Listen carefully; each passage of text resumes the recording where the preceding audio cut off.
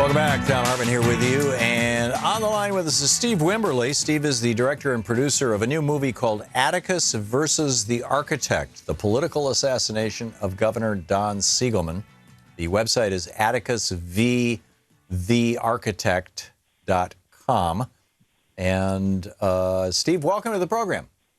Well, thank you for having me. Glad to be here. Thanks for joining us. And I understand Don Siegelman himself is going to be with us later on in the week. Tell us about the movie.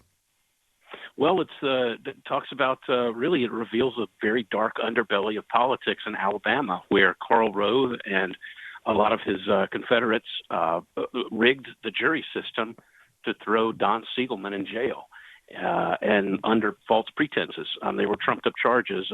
Matter of fact, they've never been considered criminal charges in the history of American jurisprudence. And as a result of such gross malfeasance, 113 former states attorneys general have come together to protest the deliberate injustice against Governor Siegelman. It really is a horrendous miscarriage of justice. That it's a story that has to be told, and I think people will be shocked. Not only do we tell the story of what happened to Don Siegelman, but we uncovered an enormous amount of corruption in Alabama, and we reveal it in the movie. And I think people are going to be stunned when they find out what really happened. Is the corruption unique to one political party, or is it endemic systemically? Well, believe it or not, it involves both parties, but mostly Republicans in Alabama. You'll have to, once you see the movie, it will explain a little bit that there were Democrats involved. There are a lot of money involved. And it was people are going to be shocked. This goes to the halls of power in Washington, D.C., right, of why that they wanted to get Don Siegelman out of the way, because they couldn't beat him in the polls. So they had to think of a way to get rid of him in another way. And that was through rigging the jury system, the justice system. They had a jury was rigged. The prosecutors were very politically biased against him. Even, they worked for Siegelman's political opponents. And, of course, there was a judge who was completely biased. So the three checks and balances of the judicial system were all rigged against him. It was impossible for Siegelman to win. How is it that, Don was in jail for years. He just got out. How is it that that the appeal process failed here? Well, even the Supreme Court is political, that does, it doesn't discount the appeals court either. They're very political as well, and he made two appeals. The first appeal was against three Republican judges appointed by Republicans, and the last one was two of the three judge panels were Republican, and one of them is strongly and devoutly Republican. Not to mention the very first person that really helped who helped rig an election against Governor Siegelman, Bill Pryor, sits on the 11th Circuit Court of Appeals, where Governor Siegelman's appeals had been heard. Now, of course, he recused himself, or he wasn't a part of those juries because, a very obvious conflicts of interest. But that doesn't mean that he doesn't have couldn't sway opinions one way or another. Sure, when you work with people every day, when you eat lunch with people every day, you tend to have some influence over them. My recollection is that this really started with the election of 2002, when Bob Riley lost the election. But Don Siegelman went to bed believing that he had been reelected governor of Alabama. And when he woke up in the morning, he discovered that in one congressional district, one Republican operative with one computer tabulating system had suddenly discovered something like 15,000 votes or voters who had voted for Democrats down ticket, but originally their vote at the top of the ticket, the governor's office, had been selected for Siegelman, but in fact, actually all those people voted for the Republican Bob Riley, and then down ticket they voted for nothing but Democrats. Am I remembering that correctly? And then Siegelman started yelling about that. At that point, they really started to come down on him like a 10-ton hammer. Yes, that's exactly right. Matter of fact, the first scene in the movie covers that. It all happened in down around Mobile, in an area called Baldwin County. The votes came in. They were all tabulated, and the official call was made by AP and CNN. And all of a sudden, in the middle of the night, they said something went wrong. And what happened was there were about 8,000 votes just disappeared from Governor Siegelman's column. They just flat out disappeared. And it turned out that Riley's former chief of staff, or chief of staff at the time, Dan Gans, was at that location with a computer, and he was trained by the voting technology company that provided the voting machines. So he basically, so the allegation is that Bob Riley's former chief of staff basically just edited the election to make Riley win. And I remember when Siegelman started doing local radio around this, there wasn't a single progressive station on the air in Alabama. They're all right-wing hate radio, and they all started screaming, kind of in concert, "He's a sore loser," right? Right. Yeah.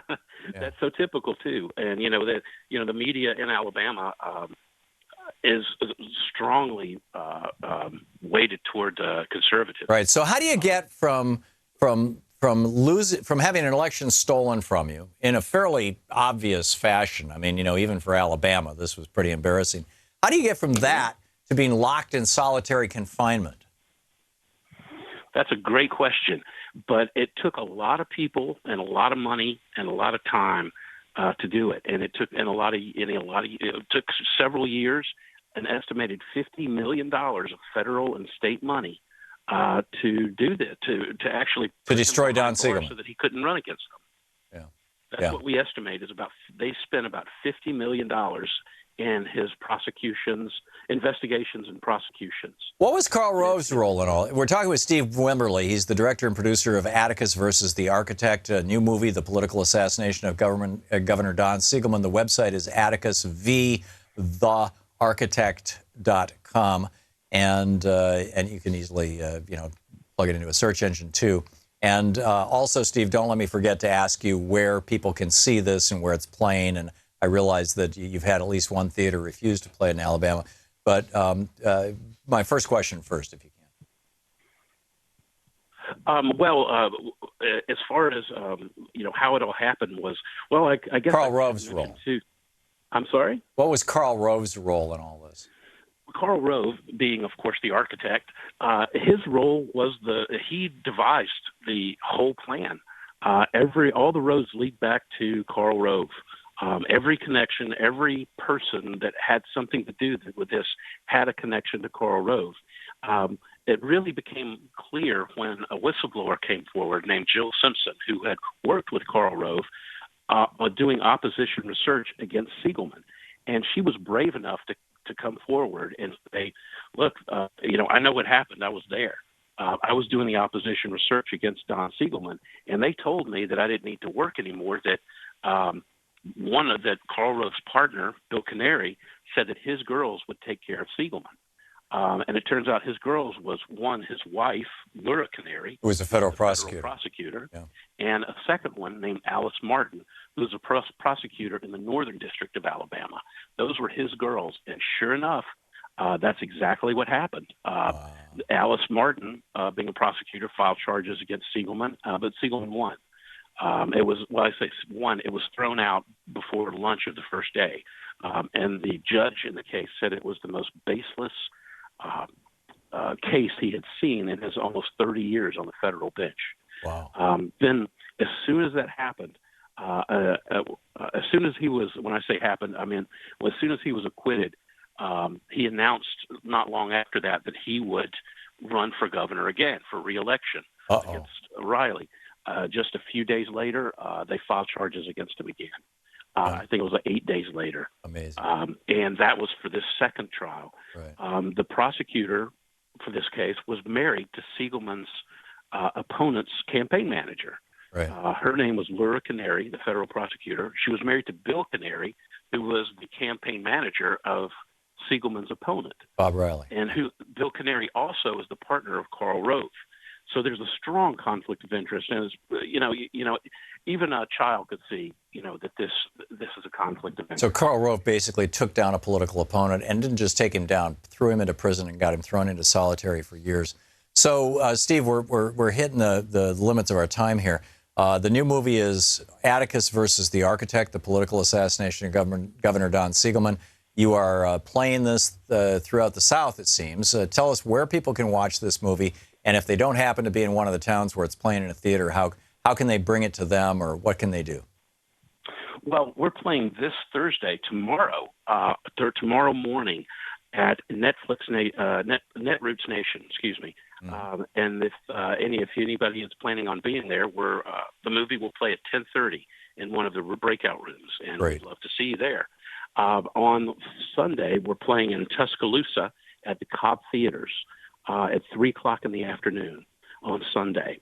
Okay. And we would love to see you come out for matinee on Sunday. On the following Friday, we'll be playing at the Princess Theater in Decatur, Alabama.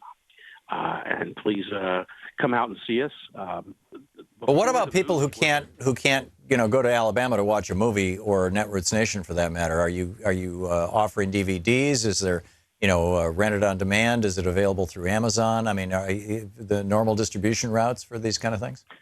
Yes, it'll be on the normal distribution route very soon. It will. We're going to wait and play in theaters for it'll be in theaters for the next month and a half. I see. And then, of course, it'll be DVDs, and it'll be on pay-per-view and distributed, the typical ways, Redbox, etc. Yeah, but, sounds like a plan. Steve Wimberly is the director and producer of Atticus versus the Architect, the political assassination of Governor Don Siegelman. The website Atticus, Atticus, V as in versus, the THE Architect, ARCHITECT. Atticus versus thearchitect.com is the website. Steve, great work. Thanks for being with us today. Thank you so much. Yep, good talking. You're listening to Thom Hartmann. Visit thomhartmann.com for audio and video archives. Back with more of the news of the day, your calls, and, all that stuff right after this.